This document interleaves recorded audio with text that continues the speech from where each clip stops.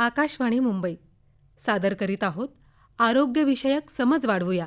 Doctor Pallavi सापळे यांची नेहा खरे यांनी घेतलेली मुलाखत.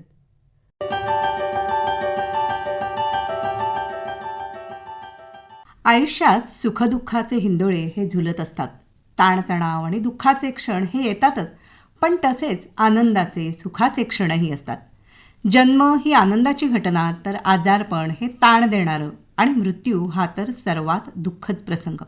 या दोन्ही बाबतीत आपले सहचर असतात ते आपले जीवलग नातेवाईक आणि वैद्यकीय सेवा देणारे डॉक्टर आणि अन्य कर्मचारी. आज जागतिक आरोग्य दिन आहे आणि त्यानिमित्ताने आपण भेटणार आहोत डॉक्टर पल्लवी सापळे यांना. डॉक्टर नमस्कार. नमस्कार. डॉक्टर पल्लवी सापळे या वैद्यकीय शिक्षण आणि संशोधन विभागाच्या सहसंचालक आहेत, बालरोग तज्ज्ञ आहेत. 1995 पासून वैद्यकीय सेवा देत आहेत, म्हणजे जवळपास 30 वर्षांचा वैद्यकीय क्षेत्रातला अनुभव त्यांच्यापाशी आहे. वैद्यकीय सेवा आणि अध्यापन दोन्हीचा. शासकीय वैद्यकीय महाविद्यालयाच्या सर्वात तरुण अधिष्ठाता म्हणूनही त्यांनी पद भूषवलेलं आहे.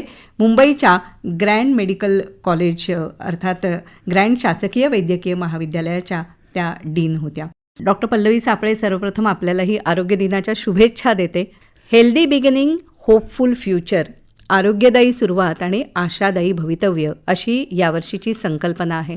अर्थातच बालकाच्या जन्मापासून विचार करायचा आहे, तर त्याच्यासाठी कुपोषण हा सगळ्यात मोठा प्रश्न. अलीकडेच असं वाचनात आलं की मुंबई उपनगरामध्ये अधिक कुपोषित मुलं आढळून आलेत. कुपोषण जर दूर करायचं तर त्यासाठी आईचं पोषण हे सगळ्यात महत्त्वाचं आहे ना?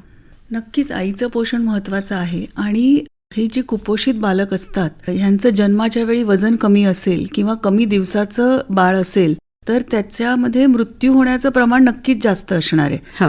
पण आपल्याकडे काय होतंय, हळूहळू सुविधा सुधारत चालल्या आहेत. मातांनाही कुटुंबालाही कळलं याचं महत्त्व, पण तरी देखील अजूनही 100% डिलिव्हरी ज्या आहेत या सुपरवाईज किंवा कोणत्या तरी माहितीगाराच्या देखरेखीखाली होत नाहीत. आपण हा शब्द का वापरलाय? मी असं नाही म्हणत आहे की हॉस्पिटलमध्येच झाल्या पाहिजेत, पण हॉस्पिटलमध्ये झाल्या तर नक्कीच चांगलं, कारण का बाळाचं वजन कमी असेल किंवा आईला काही कॉम्प्लिकेशन झाले तर ताबडतोब तिला वैद्यकीय मदत मिळू शकेल. बरोबर. कारण का सगळीकडे हे शक्य नाही.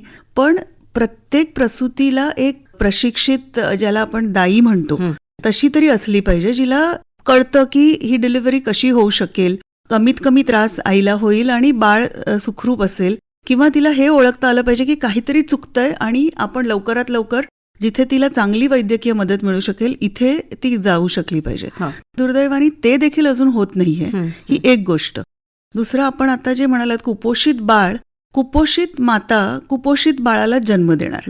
त्यामुळे तिने जरी आपल्याकडे ती डिलिव्हरीच्या वेळी जरी आली तरी आपण तिला तिथे तरी काहीही तिने केलं नसेल तरी एक टिटॅनसचं इंजेक्शन द्या आणि काहीतरी करा, हे करतो. त्यामुळे हे ना पिक्चरच्या फ्लॅशबॅक सारखं आपल्याला मागे मागे जायला पाहिजे. बाळाचं वजन जे आहे हे आपण जर प्रेग्नन्सीला, प्रसूतीला 3 भागात विभागलं, 3 महिन्याच्या, तर सर्वात जास्त वजन 3ऱ्या भागात वाढतं. त्याला आपण 3रं ट्रायमेस्टर म्हणतो. म्हणजे दुसरं ट्रायमेस्टर संपता संपता जेमतेम 1 किलो वजन असतं आणि नंतर त्या बाळाचं वजन 2.5-3-3.5 किलोपर्यंत जाऊ शकतं. त्यामुळे त्या पिरियडमध्ये जर आपण आईला चांगलं जेवण देऊ शकलो, चांगला सकस आहार देऊ शकलो, तर मुलाचं वजन वाढेल. म्हणजे गर्भारपणापासून आईची काळजी घेणं गरजेचं आहे. हे झालं 3ऱ्या ट्रायमेस्टर. पण तुम्ही गर्भवती व्हायच्या आधीच जर हे करू शकलात तर आणि चांगलं. आणि याहीपेक्षा कधी चांगलं की तिला पहिली पाळी यायच्या आधीच जर ती सुदृढ असेल आणि तिची वाढ चांगली झाली, मग तिला डिलिव्हरीच्या वेळी काहीही टॉनिक्सची गरज पडणार नाही, कारण का ती स्वतः सुदृढ असेल. त्यामुळे आता आपले कार्यक्रम असे असतात, राष्ट्रीय कार्यक्रम, की किशोरी मुलींवर आपण फोकस करतो की त्यांचे आजार, त्यांच्या कुपोषणावर तेव्हा जर मात केली तर ती माता व्हायच्या स्टेजला येईपर्यंत सुदृढ होईल. असा आजार आहे ज्याला स्पायना बायफिडा म्हणतो. काही मुलांना ना जन्मताच त्यांच्या मणक्यामध्ये गॅप असते, मणका सेपरेट झालेला असतो. त्याचा परिणाम त्यांच्यावर असा होतो की त्यांचे हातपाय काम नाही करत. आणि हा आजार टाळणं इतकं सोपं आहे की प्रसूती व्हायच्या आधीच जर तिने फोलिक ऍसिड नावाची गोळ्या घेतल्या किंवा तिच्या अन्नात फोलिक ऍसिड असेल, आणि हे फोलिक ऍसिड शासनाकडे तर फ्री मिळतंच, पण अगदी तुम्ही बाजारात विकत घ्यायला गेलात ना तरी 5 रुपयाला तुम्हाला 50 गोळ्या मिळतात. इतकं स्वस्त आहे. तर हे जर तिने की लग्न झाल्या झाल्या जर तिने ह्या गोळ्या सुरू केल्या हा. तर हा आजारच पूर्ण जगातून नष्ट होऊन जाईल. बरं. पण एकदा ती प्रसूत झाली की मग त्याचा काहीच उपयोग होत नाही. आणि जन्मानंतर हे बाळ आल्यावर आपण ऑपरेशन करतो, काही मदत करतो, पण आजार बरा करूच शकत नाही. हा. म्हणजे ही अगदी छोटीशी गोष्ट आपण म्हणू ज्याच्याविषयी फारशी माहिती नसते आणि अज्ञानामुळे या गोष्टी काही वेळेला राहून जातात. तर माता बाल आरोग्य ही सुरुवात मानायला हवी. आपल्याकडच्या मातांचे कोणते मुख्यतः आरोग्याचे प्रश्न आपल्याला दिसून येतात? आपल्या देशात मातांना 2 गोष्टी आहेत. एक, त्यांना मूळचाच काहीतरी आजार असेल तर त्या आजाराची लक्षणं आणि त्याचे कॉम्प्लिकेशन्स हे प्रसूती काळात आणि नंतर वाढतात. उदाहरणार्थ, तिला जर जन्मापासून काहीतरी हार्टचा आजार असेल, हार्ट डिसीज असेल, किंवा तिला नंतरच्या वयात आपण जे रुमॅटिक हार्ट डिसीज म्हणतो असा आजार झाला असेल, सांध्यांचे आजार, किंवा समजा तिला अनिमिया असेल म्हणजे रक्त कमी असेल, तर हा आजार तिला आधीपासूनच आहे. पण ती प्रसूत झाल्यामुळे ते सगळं शरीरावर भार वाढतोय, त्यामुळे त्या आजाराची म्हणजे हृदयाला काम जास्त करावं लागतंय, ब्लड सप्लाय वाढतो, ह्याच्यामुळे मग तिला दम लागू लागतो. कधी कधी इतका त्रास होऊ लागतो की ती हार्ट फेल्युअरमध्ये जाते, म्हणजे हातपाय सुचतात, श्वास घेता येत नाही, ऑक्सिजन किंवा कधी कधी व्हेंटिलेटरवर जायची वेळ येते. अनिमिया जर तेवढं कमी झालं तर रक्त चढवावं लागतं.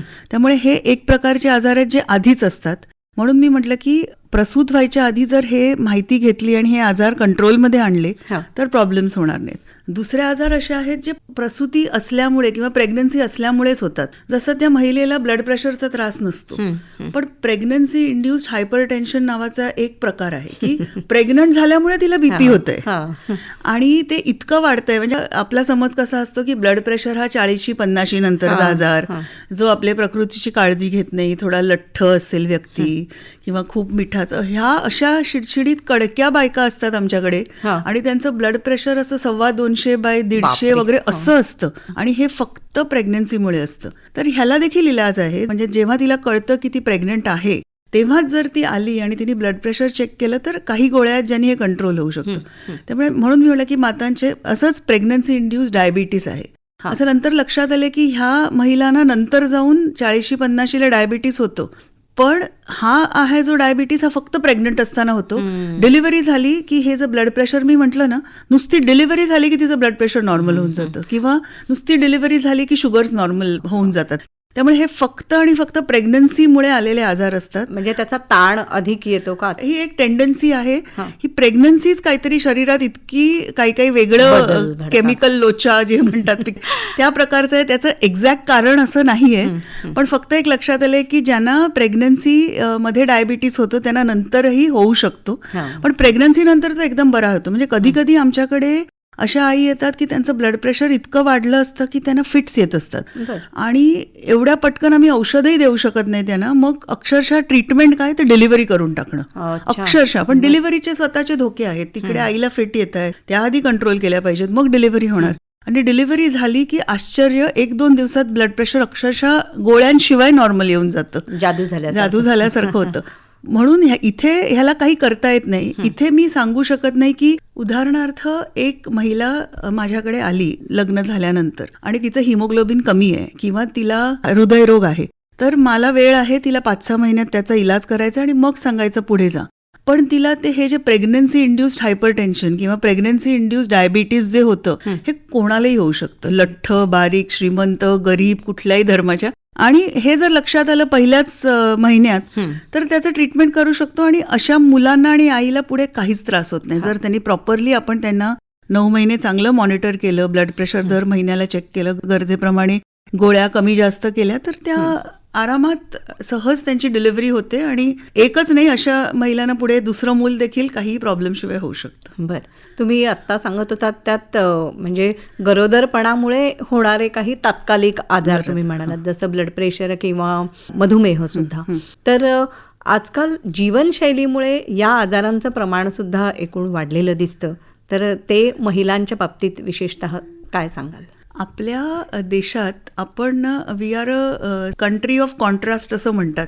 तर हेच आहे की आपल्याकडे कुपोषण म्हटलं की एकच चित्र येतं की अगदी क्रूश एखादा बालक किंवा एक व्यक्ती अगदी हताश ह्याचं. पण अति आहाराने पण एक प्रकारचं कुपोषण आहे, लठ्ठपणा हे देखील एक कुपोषणाचाच भाग आहे. अच्छा. आणि दुर्दैवाने आपल्या देशात दोन्ही गोष्टी एकत्र हातात हात घालून चाललेल्या आहेत. आपल्याकडे ह्या प्रकारचं कुपोषण आणि त्या प्रकारचं कुपोषण दोन्ही चालू आहे. काही महिलांना 20शीत आणि 25शीत हा आधीपासून पण त्रास असतो. आणि हे नुसतं महिलांपुरतं नाही म्हणत आहे, हे पुरुषांपुरतंही आहे. आज जागतिक आरोग्य दिन आहे आणि महिलांबरोबर पुरुषांचं आरोग्य देखील तितकंच महत्वाचं आहे. आणि हे 20शीत आणि 25शीत हार्ट अटॅक यायचं प्रमाण वाढलंय, मृत्यूचं प्रमाण 25, 30, 40, आपण तर अगदी म्हणजे सेलिब्रिटीज पण ऐकतो की 30शीत आणि 40शीत अचानक हार्ट अटॅक आलेला आहे. त्यामुळे ह्या माताही त्या आपल्या त्याच समाज व्यवस्थेचा एक भाग आहेत. आणि त्यांना देखील ब्लड प्रेशर आणि हे डायबिटीस हे आधीपासून देखील असूच शकतं. त्यामुळे हे बदलत्या जीवनशैलीचा परिणाम नक्कीच होत आहे. तसंच लग्न थोडं उशिरा झाल्याने हे आजार आणि होऊ शकतात. लग्न लवकर करण्यात जसे धोके आहेत, 18 किंवा 21 वर्षाच्या आधी जर मुलं झाली तर त्यावेळी वेगळे कॉम्प्लिकेशन्स असतात. मातेचं शरीर त्याला तयारच नसतं. तसंच आमच्याकडे जर पहिली प्रसूती 35 वर्षानंतर झाली तर त्याला आम्ही धोकादायक नाही म्हणत, पण ती प्रसूती हॉस्पिटलमध्ये व्हावी. कारण का ह्या वयातल्या आयांना स्वतःचे आजार देखील असतात, आपण जसं म्हटलं तसंच काही आजार असे आहेत की आईचं वय जसं वाढत जातं 35, 40, 40च्या पुढे, तसं डाऊन सिंड्रोमचं प्रमाण वाढू शकतं. त्यामुळे जोखीम वाढते. त्यामुळे जीवनशैली कुठेतरी परिणाम करतेच आहे, एवढं नक्की. आहाराच्या बाबतीत काय सांगता येईल? म्हणजे जीवनशैलीमध्ये एक तर बैठी जीवनशैली, व्यायामाचा अभाव आणि आहारावरती नियंत्रण नसणं, या गोष्टी किती जबाबदार आहेत आपल्या अनारोग्यासाठी? आहार हा म्हणजे असं म्हणतात की आरोग्याचा मूळ किंवा सर्वात महत्वाची गोष्ट काय असेल तर आहार आहे. व्यायामापेक्षा देखील आहार आहे. म्हणजे आहार विहार आहेच, पण त्यातला आहार खूप महत्वाचा आहे. आणि दुर्दैवाने आम्हाला डॉक्टर्सना देखील वैद्यकीय शिक्षणात आहार हा फार महत्वाचा भाग म्हणून शिकवला जात नाही. आणि आता आपणच बघतोय की गेल्या अनेक वर्षात बाहेरचं खाणं किंवा आहाराबद्दल ज्ञान नसणं, तर आपण आता हे पाहतोय. आणि कोविडनी थोडी त्यात भर घातली आहे की सहज फोनवर तुमच्या घरी 10 मिनिटात तुम्हाला हवं ते मिळू शकतं. पाहिजे ते अन्न पदार्थ मागवता येतात, अगदी 10 मिनिटात येतात. त्यामुळे एकेकाळी ते नव्हतं. म्हणजे अगदी सोपी गोष्ट सांगायची ना, तर मला आता पावभाजी आवडते, पण अगदी 10 वर्षापूर्वीपर्यंत पावभाजी फक्त संध्याकाळी मिळायची. आता तुम्ही पहाटे 3 वाजता मागवून बघा, तुम्हाला मिळते. हे घडत आहे आणि हे होत आहे. आणि कुठेतरी मग त्याच्यावरचं नियंत्रण जात आहे. आणि म्हणून आहार बाहेरचं खाऊ नये असं नाहीये. एक सिंपल नियम असा आहे की जर तुमचा 80% आहार प्रॉपर असेल तर मग 20% तुम्हाला हे सगळं करता येईल. पण हे खूप गरजेचं आहे. आणि आता काय झालंय की आजार जो आहे ह्याची इलाज येऊ लागलेत. म्हणजे तुम्हाला जर ब्लड प्रेशर आणि मधुमेह असेल तर किडनीवर परिणाम झाला तर तुम्हाला डायलिसिसची सोय आहे. पण मग तुम्ही 50-40 पासून आठवड्यातून 3दा ती लाईफस्टाईल जगणार आहात का? आपण प्रत्येकाने हा हेतू ठेवला पाहिजे की आज आपल्या देशाची लाईफ एक्सपेक्टन्सी ज्याला म्हणतात ती 80 वर्षापर्यंत गेलेली आहे शहरी भागात, आयुर्मान. त्यामुळे मला जर 80 वर्ष जगायचं आहे तर मला ते बेडमध्ये नाही राहायचंय. मला हात पाय फिरते ठेवून जर राहायचं असेल आणि कोणावर न अवलंबून शारीरिक आणि मानसिक माझी कामं करायची असतील तर मला आत्तापासून माझं आयुष्यमान किंवा माझं राहणीमान असं केलं पाहिजे की माझं आयुष्यमान निरोगी राहील. हे नक्की गरजेचं आहे. त्यामुळे आहाराची आपल्या या कार्यक्रमामार्गे पण आपण सांगू, पण आहाराचं आपल्यासाठी महत्व हे प्रत्येकाने ओळखलंच पाहिजे. आणि तुम्ही म्हणता त्याप्रमाणे घरचं अन्न ताजं गरम सकस जे आपण खरं तर लहानपणापासून शिकलोय, तर ते प्रत्यक्षात आपण त्याचं सेवन केलं तर अधिक फायदेशीर ठरू शकतं. गरोदर मातांच्या आहारासाठी सुद्धा शासनाच्या काही योजना असतात किंवा काही औषधं म्हणा किंवा आहारासाठी काही पूरक अन्न म्हणून मदत, ही कशा पद्धतीने केली जाते? मी जसं म्हटलं की त्यांचं जर रक्तात हिमोग्लोबिनचं प्रमाण कमी असेल तर त्यांना सरळ आयनच्या गोळ्याच दिल्या जातात. बिकॉज कुठल्याही अन्नपदार्थात इतकं हिमोग्लोबिन वाढवण्याची क्षमताच नाहीये. तसंच कॅल्शियमची गरज पडते, आईलाही पडते आणि डिलिव्हरीनंतर स्तनपान करताना तिलाच आणि तिच्या बाळालाही पडते. त्यामुळे हे सप्लिमेंट्स आपण ज्याला म्हणू हे दिलेच जातात. तसं व्हिटॅमिन B12 वगैरे असं काही कमी असेल ते त्यांना दिलं जातं. फोलिक ऍसिड मी जसं मगाशी म्हटलं ते दिलं जातं. तसंच शासनाच्या अनेक योजना आहेत. इनफॅक्ट शासनाने 2 गट ओळखलेत की ह्यांना गरज आहे. एक म्हणजे टीबीचे रुग्ण, त्यामुळे त्यांना योजनेतून त्यांचं घरचं रेशन त्यांच्या घरी पुरवलं जातं दर महिन्याचं. कारण का आपण आता ओळखलंय की फूड इज मेडिसिन, म्हणजे अन्न सकस असेल टीबी औषधासारखं काम करतं आणि औषधाची पुढे गरज पडत नाही. आणि दुसरं गर्भवती माता, त्यामुळे त्यांना तिकडे शासन जरी डायरेक्टली जेवण नसेल पुरवत तरी जिथे त्या ओपीडीला येतात तिकडे टायअप असतो आणि तिकडे त्यांना त्याप्रमाणे मार्गदर्शन केलं जातं आणि गरज पडल्यास सोयी शासकीय रुग्णालयात तरी दिल्या जातात. अच्छा. मूल जन्माला आल्यानंतर त्याच्या आरोग्याचा विचार हा साहजिकच होतो, पण त्याही काळामध्ये ते बाळ दुधासाठी आईवर अवलंबून असतं. तिचं पोषण त्यानंतरही योग्य ठेवणं हे आवश्यक असेल त्याविषयी. तिचं फक्त काय असतं, आपण आता जसं म्हणालो की 2 जणांसाठी खायचं नसतं, पण तिला गर्भवती असताना जेवढं अन्न लागत नाही तेवढं तिला नंतरचे 6 महिने मुलाला दूध पाजायचं असेल आणि सुदृढ राहायचं असेल तर त्या मातेच्या गरजा जास्त असतात. पण ह्या गरजा अगदी सोप्या आहेत. आपण जसं म्हटलं की मगाशी पण जे बोलत की घरचं अन्न खावं, पण हे सांगणं फारच पुस्तकी होईल आणि मुलं शाळा कॉलेजेस जातात किंवा त्यांना मित्रमैत्रिणींबरोबर जायचं असतं. म्हणून मी म्हटलं की आपण जर आठवड्यातून 21 वेळा म्हणजे दिवसातून 3, एक नाश्ता, दुपारचं जेवण, रात्रीचं जेवण, असं जर 3 मील समजून 21 वेळा जेवतो असं समजलं तर निदान त्यातले 15 ते 16 तरी घरचे असावे. एवढं जरी केलं तरी होऊन जाईल. दुप्पट खायची गरज नाही, पण ती जर 2 पोळ्या 2 चपात्या खात असेल तर तिने 3 खाल्ल्या आणि मुलाला चांगलं दूध येत असेल बाळाला आणि बाळाचं वजन वाढत असेल, म्हणजे ती सॅटिस्फाईड असेल तर तेवढं पुरेसं आहे. असं काय त्यात फार मोठं गणित नाहीये, पण तिचं वजन कमी नाही झालं पाहिजे. गर्भारपणानंतर थोडं कमी होतं बाळाचं वजन, प्लासेंटाचं वजन, पण ती कृश नाही झाली पाहिजे आणि मुलाचं वजन वाढलं पाहिजे. एवढं तिने केलं पाहिजे. घरचंच खायचंय, उलट तिने तर घरचंच खावं, कारण का बाहेरचं खाल्लं आणि खास करून जे अशा सीझन्समध्ये पावसाळ्यात किंवा जॉन्डिसची साथ असलेल्या काळात तर तिला तर होईलच, पण मुलाला पण हे बाळालाही हे सगळे आजार होण्याची शक्यता वाढते. बरोबर.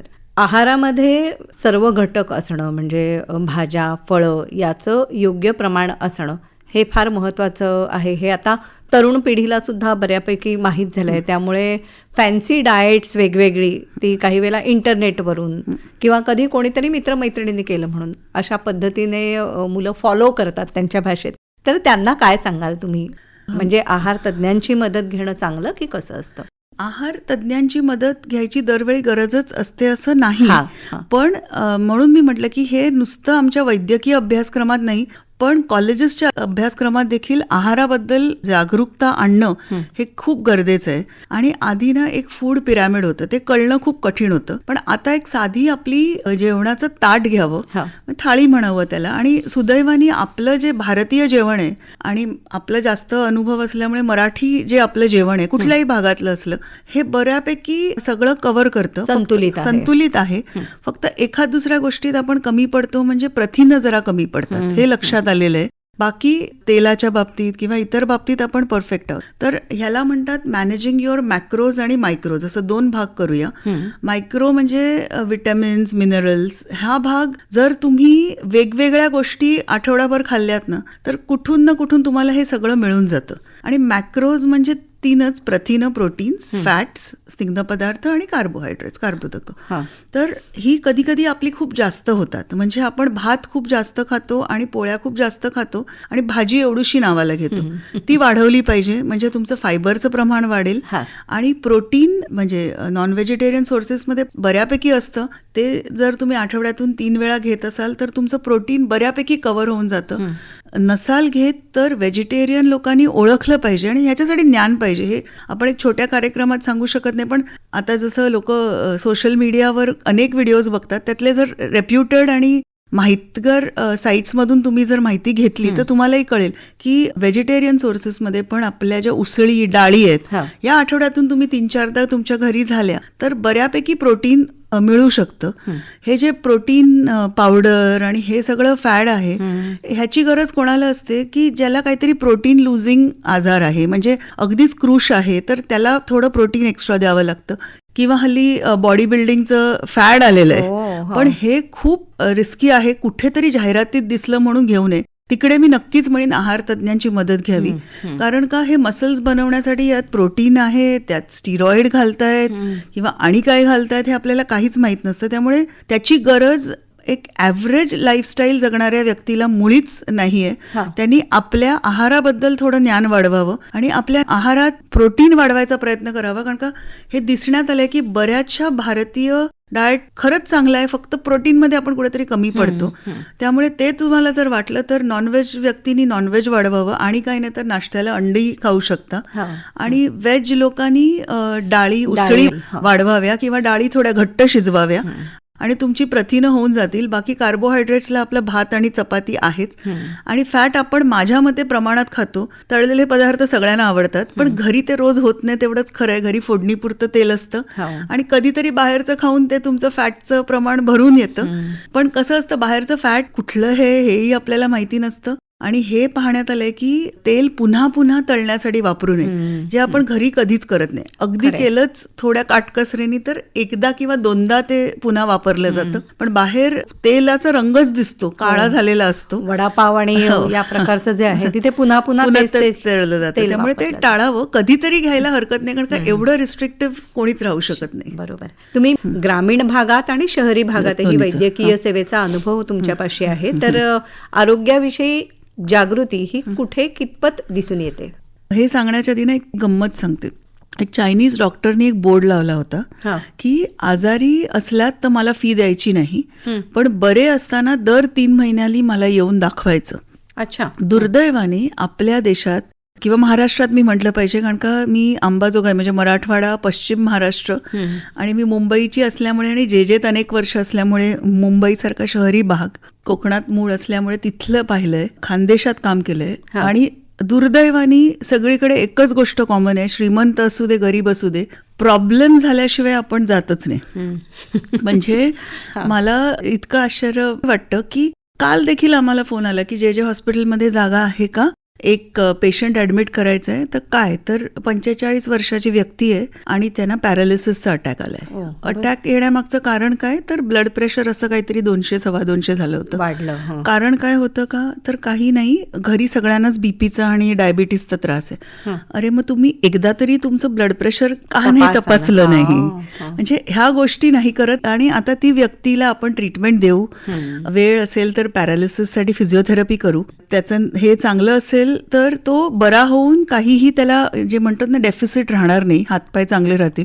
पण अशी शक्यता आहे किती सिव्हिअर आणि कुठल्या भागात झालाय. जर सिव्हिअर असेल तर तो आयुष्यभर थोडं त्याला ते लकवाच्या पेशंट म्हणून सारखंच राहावं लागेल, तो त्रास सहन करावाच लागेल. आणि हे दुर्दैव आहे की हे अंबाजोगाईत म्हणजे माहितीये का, आपल्या देशात आता पोलिओ जाऊन 11 वर्ष झाली, पण शेवटची जी केस होती पोलिओची ती अंबाजोगाईतच होती. पोलिओचा डोस दिलेला नव्हता. ऊसतोड कामगार कुटुंब होतं, कुठेतरी गेलं होतं, दिलं गेलं नाही. त्यामुळे अंबाजोगाई असू दे, धुळे मालेगाव असू दे, मुंबई असू दे आणि किंवा सांगली सातारा असू दे, असं स्वतःहून मला ब्लड प्रेशरचा त्रास होऊ शकतो किंवा घरी आहे किंवा मला डोकं वारंवार दुखतंय, असं प्रिव्हेंटिव्ह मेडिसिन जे आहे हे आपल्या लोकात ती अजून जागृती आली नाही. ती येणं गरजेचं आहे. म्हणजे माझं असं म्हणणं आहे की मी तर 30 नंतर म्हणेन, पण कमीत कमी 40 नंतर प्रत्येकाने आपलं ब्लड प्रेशर, आपलं ब्लड शुगर हे चेक करावं. आणि दुसरं म्हणजे ब्लड टेस्ट कराव्या. लोक ब्लड टेस्टला घाबरतात. कोलेस्ट्रॉल तपासावं. कारण का काय आहे, आपल्या नशिबाने आता एक 50 वर्षापूर्वी टीबीवर इलाज नव्हता. टीबीचे पेशंट असले की तळेगाव, औंध अशा थंड हवेच्या ठिकाणी पाठवून बरं व्हायचं. आता टीबीचं सिव्हिअर टीबीची औषधं जी 2 वर्ष घ्यायला लागायची, गेल्याच महिन्यात आता ती डोस आलाय. तसंच आता ब्लड प्रेशर, डायबिटीस या सगळ्या रोगांवर इलाज आहे आणि तो होऊ शकतो. आणि मी जसं म्हटलं, आपलं टार्गेट ठेवायचं की मी 80 ते 100 वर्ष जगणार आहे, तर ते मी कोणावरही अवलंबून न राहता निरोगी जगावं आयुष्य. तर त्यामुळे मी म्हणेन की 40 नंतर प्रत्येकाने आपलं ब्लड प्रेशर, ब्लड शुगर तपासावंच. त्याला 5ही मिनिटं लागत नाहीत. जवळपासच्या कुठल्याही डॉक्टरकडे जा, आमच्या मोठ्या हॉस्पिटल्समध्येच यायला पाहिजे असं नाही. तसंच एखादी ब्लड टेस्ट करून आपलं कोलेस्ट्रॉल, आपलं डायबिटीसची जी लेवल आहे ही तपासून घ्यावी. एवढ्या 2 गोष्टी जर, आणि घरी जर तुमच्या हिस्ट्री असेल, कमी वयात ब्लड प्रेशर किंवा मधुमेह झाला असेल तर हे 30तच सुरू करावं.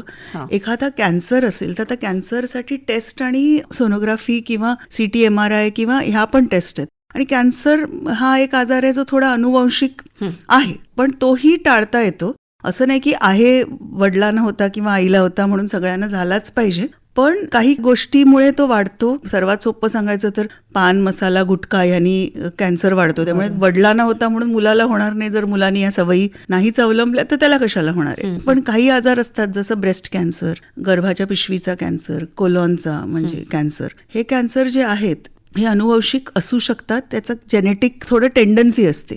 तर असं असेल तर आपल्या नातेवाईकांना ज्या वयात झालंय त्या वयाच्या मागे पुढे तरी आपली टेस्टिंग सुरू करावी. मी कोणाला घाबरवत नाहीये, पण आता इलाज इतके सोपे झालेले आहेत, इतके हातातले आहेत की ब्रेस्ट कॅन्सर जर छातीच्या आतच असेल आणि कुठेही पसरला नसेल तर एक ऑपरेशन करून तो कॅन्सर क्युअर होतोय. तुम्हाला पुढे काहीच करायचं नाहीये, पूर्णपणे बरा होऊन जातोय.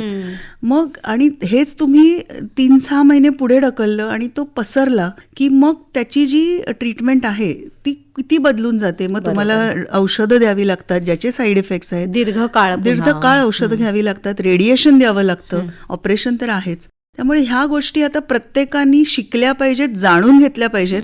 आपण प्रत्येक जण दिवसातले 4 तास फोनवर असतो. कुठेतरी एखादी हेल्थची साईट महाराष्ट्र शासनाची आहे, केंद्र शासनाची आहे, आणि फॉरेनचं क्रेज असेल तर प्रत्येक देशाची आहे. CDC आहे, NHS आहे. कुठल्याही अधिकृत वेबसाईटवर जाऊन माहिती घ्यावी असं माझं म्हणणं आहे. बरोबर. एक तर आपल्याकडे तपासणीच्या बाबतीत एक उदासीनता सर्वसाधारणपणे दिसून येते आणि दुर्लक्ष करण्याची मानसिकता आरोग्याच्या बाबतीत ही सुद्धा आहे. आणि तुम्ही म्हणताय त्याप्रमाणे नियमित तपासणी केली तर अनेक आजारांना आपण नियंत्रणात ठेवू शकतो, रोखू शकतो असंही म्हणता येईल. बालमृत्यूचं प्रमाण कमी करण्यासाठी तुम्ही कामा हॉस्पिटलमध्ये विशेष प्रयत्न केले होते, त्याविषयी आम्हाला थोडं सांगाल. त्याचं असं झालं की 2005 साली मी जे हॉस्पिटलमध्येच होते. आमच्या जे हॉस्पिटलचे 4 वेगवेगळे हॉस्पिटल्स आहेत, जे GT, सेंट जॉर्जेस आणि कामा. आता त्यातल्या 2 हॉस्पिटलचं एक वेगळं मेडिकल कॉलेजही सुरू झालेलं आहे. तर त्यावेळी कामामध्ये बालमृत्यू दर अक्षरशः देशाच्या दरापेक्षा पण जास्त झालेला होता.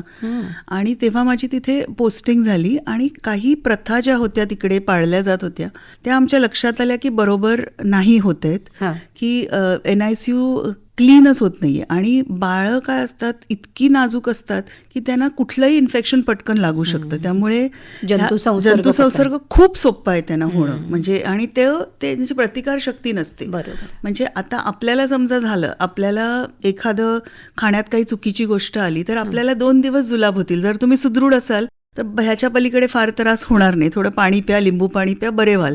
पण बाळाला एवढूसा छोटा आजार पुरतो, थोडंसं काहीतरी चुकीचं झालं, जुलाब सुरू झाले की इतका ते बाळ अशक्त होतं की आम्हाला IV द्यावं लागतं. ते IV कधी कधी काम करत नाही. ते आतड्यांपासून ते इन्फेक्शन अक्षरशः मेंदूपर्यंत जातं. इतक्या पटकन ते जातं. त्यामुळे ते इन्फेक्शन इतकं पटकन पसरतं की न होऊ देणं हे महत्वाचं होतं. आणि मी एकच सांगेन की आमच्या तिथल्या कामा हॉस्पिटलच्या सिस्टर्स, नर्सेस आणि इतर कर्मचारी जे आरोग्य कर्मचारी आहेत ह्यांनी ती मेहनत घेतली. आम्ही पहिल्यांदा म्हणजे अक्षरशः ते NICU धुवून काढलं, अक्षरशः झाडू, साबण, पाण्याने. मग तिकडेचे स्वॉब्स घेतले, म्हणजे आधी घेतले होते आणि पुन्हा घेतले. आणि ते लक्षात आलं की अक्षरशः बेसिनच्या नळात असे खतरनाक सुडोमोनास सारखे इन्फेक्शन्स होते. नुसतं नळाच्या एक आपण जे म्हणतो ना एक स्टिकवर आम्ही त्याचं सॅम्पल घेतलं, भिंतीवर घेतले, पंख्यावर घेतले. असं इतकं होतं की ते अक्षरशः आधी पहिलं म्हणजे धुवून काढावं लागलं. मग ते धुतल्यानंतर मग त्याचा एक फ्युमिगेशन नावाचा प्रकार आहे तो केला, फॉगिंग, आणि मग सॅम्पल्स घेतले. मग तिकडे आम्ही बाळं ठेवू लागलो. मग सगळ्यांनी प्रशिक्षण घेतलं की इन्फेक्शन कसं होतं. एक तुम्हाला खूप गंमत म्हणून सांगते की आता हल्ली आपण हे रील्स वगैरे बघतो ना, तर अशा काहीतरी कुकिंगचे रील्स असतात एखाद्या गाड्यावर, आणि हे असे मग किती हे अस्वच्छ आहे, किती हे चुकीचं आहे असं सगळं दाखवलं जातं. आणि मग तो ग्लव्ज घालतो आणि मग अगदी किती स्वच्छ. पण ते ग्लव्जनी काही होत नाही. आता समजा मी इथे हे ग्लव्ज घातले तर तुम्ही म्हणाल अरे मॅडमना कितीच काळजी आहे. आणि मग हे ग्लव्ज घेऊन आपण ह्या टेबलला हात लावला, मी वाईट सवय म्हणून नाकात बोट घातलं, तर काय त्या ग्लव्जचा अर्थ आहे. पण बघणाऱ्याला वाटेल ग्लव्ज घातलेत. त्यामुळे हे पण शिकवावं लागलं की हात धुतले, ग्लव्ज घातले आणि मग दिवसभर ICU मध्ये फिरता, ह्या बाळाला हात लाव, मग त्या बाळाला IV लाव, असं नाही चालत. त्या बाळाचा संसर्ग दुसऱ्या बाळाला नाही झाला पाहिजे. म्हणजे ग्लव्ज घातले की ह्या मुलाचं IV किंवा काय आहे ते करायचं, ग्लव्ज काढायचे, पुन्हा हात धुवायचं आणि मग दुसऱ्या बेबीला हात लावायचा. आणि ग्लव्स खूप गरजेचे नाहीये. हँड वॉशिंग म्हणजे आम्ही अक्षरशः प्रत्येक बेसिनवर आणि प्रत्येक आईला शिकवलं की हात स्वच्छ ठेवणं गरजेचं आहे. आणि हे नुसतं NICU पुरतं नाही, हे आपल्या सगळ्यांपुरतं आहे. बरोबर, रोजच्या जीवनात हो, सुद्धा म्हणजे आपल्या. कोविडमध्ये तर आता सगळ्यांनी ती त्रिसूत्री हो. शिकलीच आहे. त्यामुळे ती गरजेची आहे की हात धुणं खूप गरजेचं होतं. आणि आईच्या अंगावर जे जंतू आहेत ते कधीच बाळाला नुकसान करत नाहीत. उलट ते असल्यामुळे वाईट जंतूंना जागा नाही मिळत असं म्हणता येईल. अच्छा. त्यामुळे आम्ही आयांना तेही शिकवलं की तुम्ही तुमच्या बाळाबरोबर राहा, तुम्ही स्वच्छ राहा आणि आपल्या बाळाबरोबर राहा, पण दुसऱ्या बाळांना हात लावू नका. हा. ते रडत असेल किंवा त्याला काही करायचं असेल ना, तर एक तर सिस्टरला बोलवा किंवा त्याच्या आईला बोलवा. आणि असं करत करत हळूहळू शिकत आम्ही अक्षरशः कामा हॉस्पिटलमध्ये वर्षाला जे 150 मृत्यू दर होता, जो खूप त्रासदायक होता, तो आम्ही 15 ते 20च्या खाली आणला. आणि अच्छा. म्हणजे पण ह्याला सगळ्यांची मेहनत, टीमवर्क आहे ते. टीमवर्क आहे, भन्नाट टीमवर्क आहे ते. बरोबर. म्हणजे डॉक्टरांना देवदूत किंवा देवाचं रूप असं म्हटलं जातं, पण फक्त डॉक्टरच नाही तर त्या रुग्णालयातील सर्व स्टाफ जो असतो, सगळे हो, कर्मचारी, नक्कीच. त्याचा सगळ्यांचा आरोग्यासाठी हातभार लागतो. माझं तर म्हणणं आहे की एक डॉक्टर म्हणून म्हणते ह्या दिवशी गरजेचं आहे सांगणं की एक जागतिक आरोग्य दिनाचा जो स्लोगन होतं ते नर्सेस बद्दल देखील होतं. तर नर्सेस हा एक खूप महत्वाचा भाग आहे. हा. आणि ICU सारख्या ठिकाणी डॉक्टर्स येऊन राऊंड घेऊन जातात किंवा ज्युनियर डॉक्टर ऑन कॉल असतात, पण एक नर्सच असते जी त्या पेशंट बरोबर इतकी असते. म्हणजे आमच्या ICU मध्ये मला अजूनही, मी नेहमी हे उदाहरण देते की मला राऊंड घेताना वाटायचं की अरे हे माळ चांगलं आहे, ह्याला आता आपण उद्या वॉर्डमध्ये पाठवू. हा. पण नर्स सांगायची नाही, मला ना थोडंसं वाटतं की ना ते असं मला माहित नाही काय असं, म्हणजे मला नाही वाटत. पण आणि तिला ते काहीतरी शंका असते, कारण का ते त्यांना पिन पॉइंट नाही करता येत, त्यांना दाखवता येत नाही की काय झालंय नेमकं, पण काहीतरी असतं. त्यामुळे नर्सेस हा आरोग्य व्यवस्थेचा खूप महत्वाचा भाग आहे. हां. कोविडच्या दुसऱ्या लाटेच्या वेळेला तुम्ही धुळ्यामध्ये होतात, तर तिथे सुद्धा सर्व्हायव्हल रेट जो आहे तो जास्त राखण्यामध्ये तुम्ही यशस्वी झालात. तर इथेही अशाच प्रकारचं टीमवर्क कामी आलं असेल. म्हणजे आपण ज्याला म्हणू लोकशिक्षण म्हणतो, तसंच तिथल्या व्यवस्थेतल्या मंडळींचं प्रशिक्षण आणि त्यांची मदत. कोविडमध्ये बरंच झालं. काय झालं की कोविड आलं, आम्ही जे हॉस्पिटलमध्ये होते तेव्हा आम्ही एक कोविड हॉस्पिटल सुरू केलं. कारण का मी जे हॉस्पिटलमध्ये शिकले, पण माझ्या बरोबरचे बॅचमेट्स अक्षरशः टांझानिया, इटली, US, ऑस्ट्रेलिया असे सगळीकडे आहेत. तर आणि सोशल मीडियाचा एक फायदा की तुम्हाला तिकडे काय होतंय, त्यांचं संशोधन काय, हेही कळत होतं. ऑफकोर्स ह्याच्यावरून कळतच होतं, ऑफिशियल ज्या वेबसाईट्स आहेत, पण ते वेगळं. आणि जो डॉक्टर तिकडे काम करतोय तो जे सांगतोय, म्हणजे सगळ्यांना कळायच्या आधी आम्हाला हे कळलं की कोविड आणि नॉन कोविड वेगळे केले पाहिजेत. त्यामुळे आम्ही पहिलं ते काम केलं की जे मध्ये एक सेपरेट कोविड हॉस्पिटल केलं. हे होतंय तोपर्यंत सांगलीला पोस्टिंग झाली. मी तिथे डीन होतेच मिरजला. त्यामुळे मला कल्पना होती की तिथे 2 हॉस्पिटल्स आहेत, मेडिकल कॉलेज एक असलं तरी. आणि कसं आहे, जे आपल्याला नंतर जाणवलं की कोविड करत बसले तर नॉन कोविडच्या रुग्णांना दुर्लक्षित होतात. आता त्यातले काही रुग्ण असतात ज्यांना डायबिटीसच्या गोळ्या, ब्लड प्रेशरच्या गोळ्या, डायलिसिस हे त्यांना मिळालं नाही तर ते थोड्या महिन्यांनी कॉम्प्लिकेशन्सच घेऊन येणार आहेत. त्यामुळे आम्ही तिकडे ते कोविड आणि नॉन कोविड असे 2 हॉस्पिटलच सेपरेट करून ठेवले. ह्यांच्यासाठी पण डायलिसिसची सोय, त्यांच्यासाठी देखील, ह्यांच्यासाठी CT स्कॅन. कारण तेव्हा कळलं होतं की कोविडची लक्षणं छातीत CT स्कॅनमध्ये पकडणं खूप सोपं असतं. त्यामुळे ते केलं. त्याच्यानंतर नगरला होते, तिकडे RT-PCR एक हॉस्पिटलमध्ये सेटअप केलं. जामखेडला, संगमनेरला काम केलं आणि मग धुळ्याला पोस्टिंग होती. धुळ्याला अशी 2 हॉस्पिटल्स नव्हती, पण 2 बिल्डिंग्स होत्या. मग मी अक्षरशः पत्रे मारले की कोविड भागात जायचं तर इथून जायचं आणि नॉन कोविड भागात जायचं तर अक्षरशः तो द्रविडी प्राणायाम होता, पण फिरून जायचं. म्हणजे ते मिक्सिंग, इथले डॉक्टर तिथे नाही जाणार, तिथले इथे नाही जाणार. आणि त्यावेळी नंदुरबार किंवा ह्या जिल्ह्यात मेडिकल कॉलेज नव्हतं, त्यामुळे सगळीकडचे अक्षरशः गुजरातचे पेशंट्स पण आलेले आहेत. त्यामुळे मग तिथे देखील टीमवर्कच होतं. मेडिसिन, ॲनेस्थेशियाच्या डॉक्टर्सनी खूप काम केलं. आणि कोविड इतका नवा आजार होता, 100 वर्षात पहिल्यांदा आला होता की कोणालाच काही माहित नव्हतं. प्रत्येक जण आपल्या अनुभवावरून आम्ही रोज मीटिंग घ्यायचो की काय वेगळं होतंय, काय होतंय. आणि असं लक्षात आलं, म्हणजे नंतर सगळ्यांच्याच आलं की ऑक्सिजन खूप महत्वाचं आहे. मग ऑक्सिजन टँक आधी बसवला, कारण का आमच्याकडे धुळ्याला त्यावेळी फक्त सिलेंडर होते. तर नॉर्मली कोविडच्या आधी दिवसाला 20 ते 30 सिलेंडर लागायचे.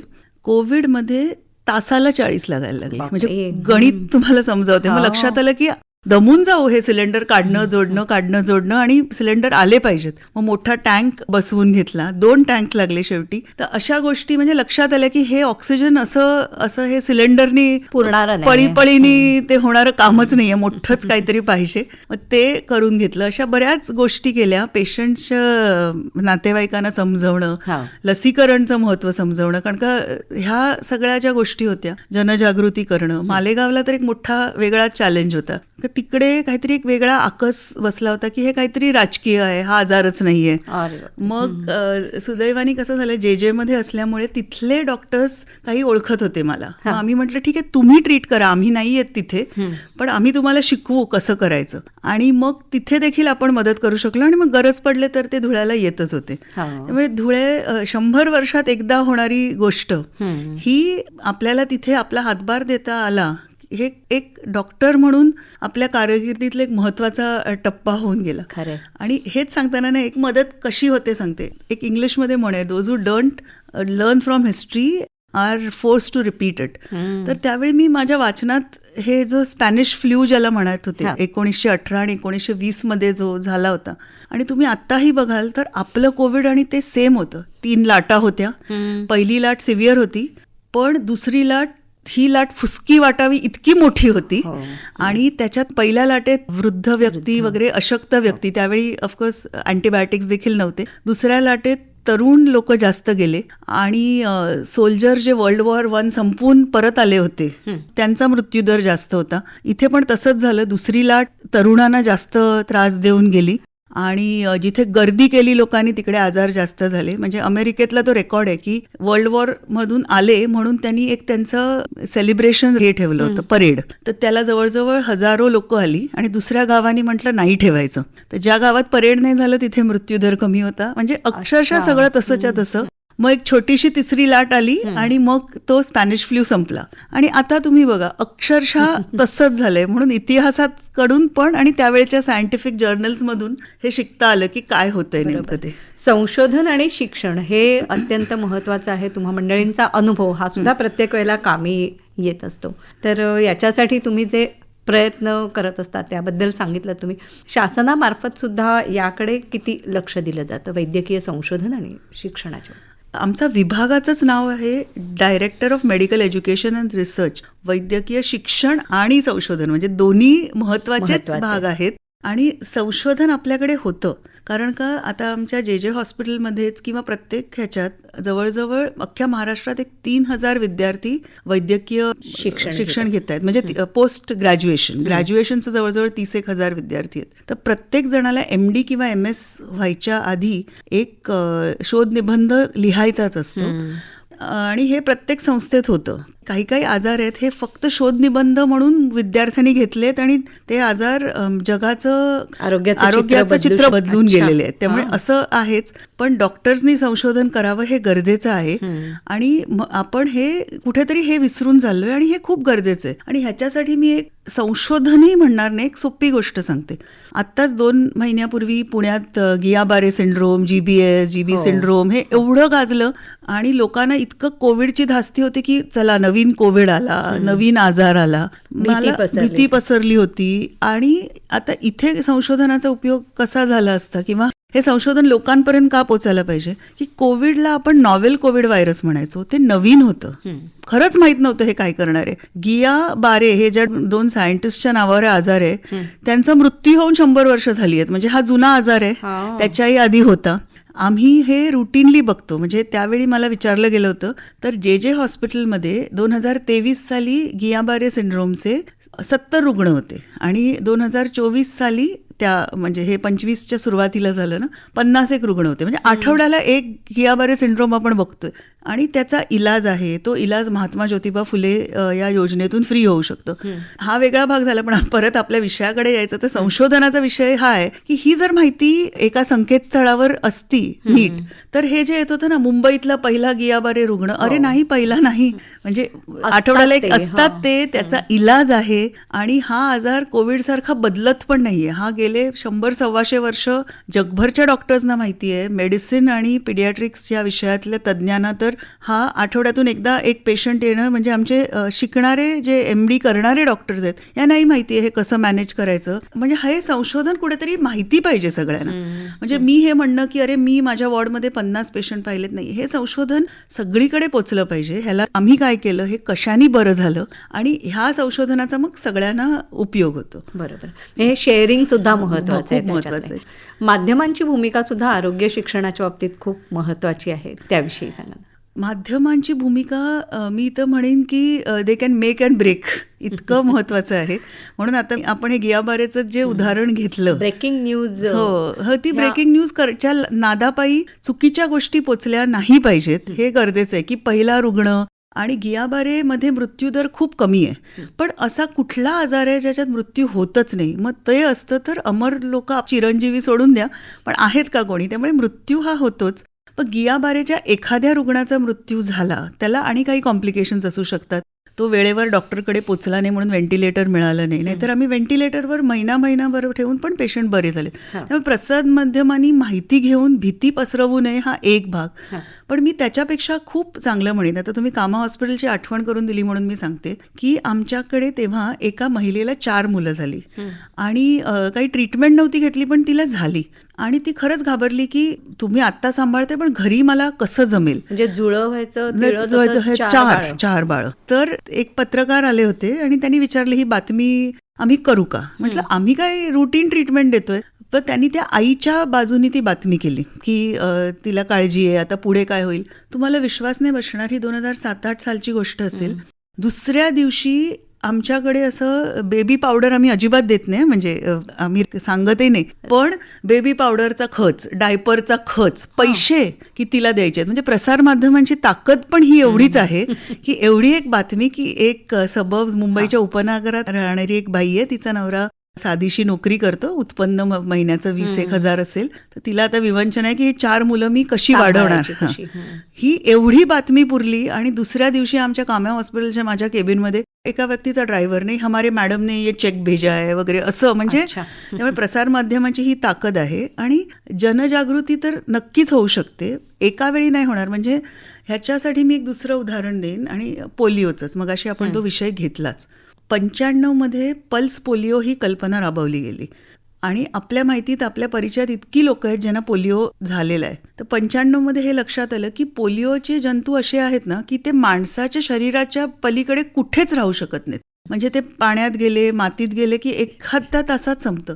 दुसऱ्या कुठल्या प्राण्याच्या शरीरात पोलिओ जात नाही, म्हणजे कुत्रा, मांजर असंही नाही. त्यामुळे हे लक्षात आलं की एकाच वेळी जर सगळ्यांच्या पोटात पोलिओचे चांगला व्हायरस टाकला, वॅक्सिनमध्ये जो आहे लसीत, तर पोलिओ जगातून निघून जाईल.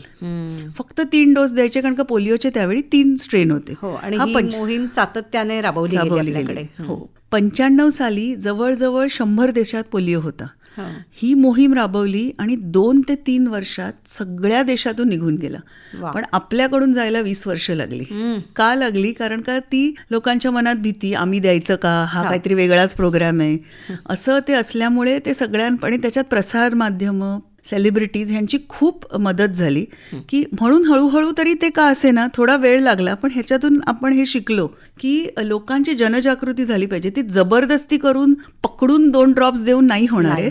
त्यांनी स्वतः आलं पाहिजे. नाही तर लोक मुलं लपवायची, हमारे घर में छोटा बच्चाही नाही आहे वगैरे, असं नाही. उलट आज दिवस हे आमचं कसं राहिलं म्हणून आलं पाहिजे तुम्ही की माझ्या मुलाला का नाही मिळालं. तर हे काम प्रसारमाध्यमांनी केलं. म्हणून प्रसारमाध्यमांच्या ह्या दोन्ही बाजू मी पाहिल्या आहेत आणि माझ्या मते प्रसारमाध्यमांचं खूप महत्त्वाचं योगदान राहणार आहे. कारण का मी म्हटलं तसं अजून अभ्यासक्रमात आहार, प्रिव्हेंटिव्ह मेडिसिन हा आमचा एक विभाग असतो, पण तो बाकीच्यांना तो शिकवलाच जात नाही की कसं.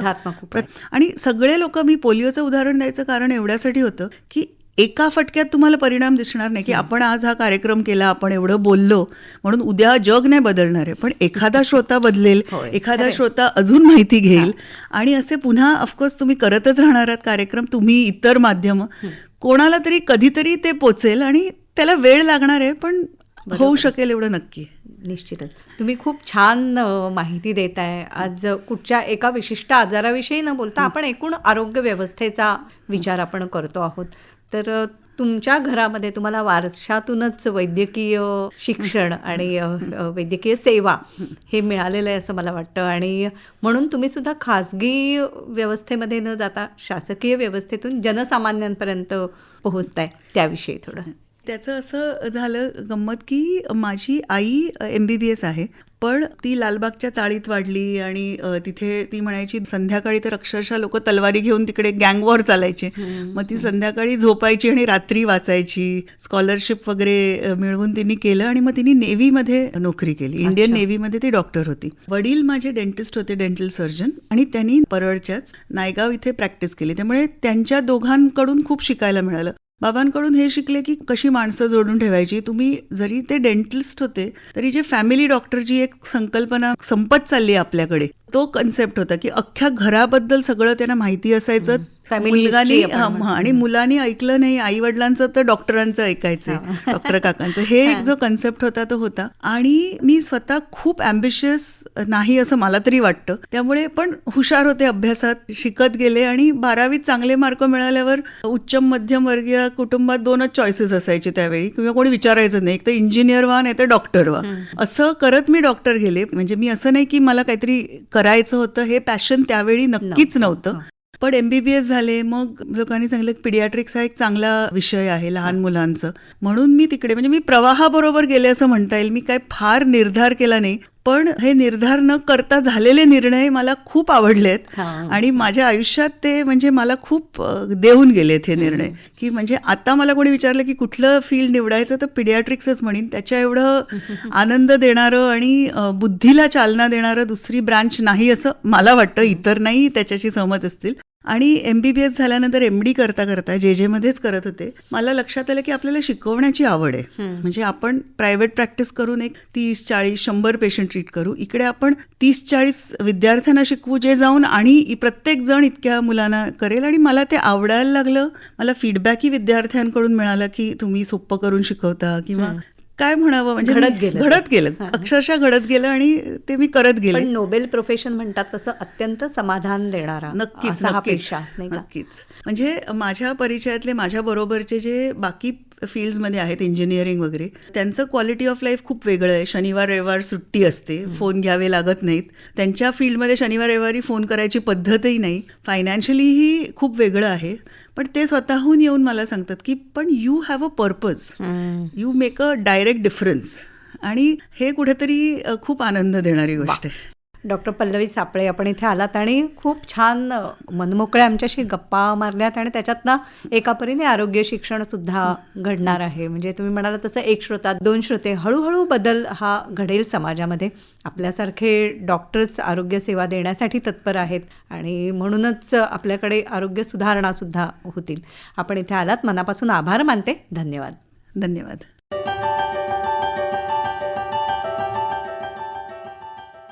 श्रोते हो, आरोग्यविषयक समज वाढवूया, डॉक्टर पल्लवी सापळे यांची नेहा खरे यांनी घेतलेली मुलाखत आत्ताच आपण ऐकली.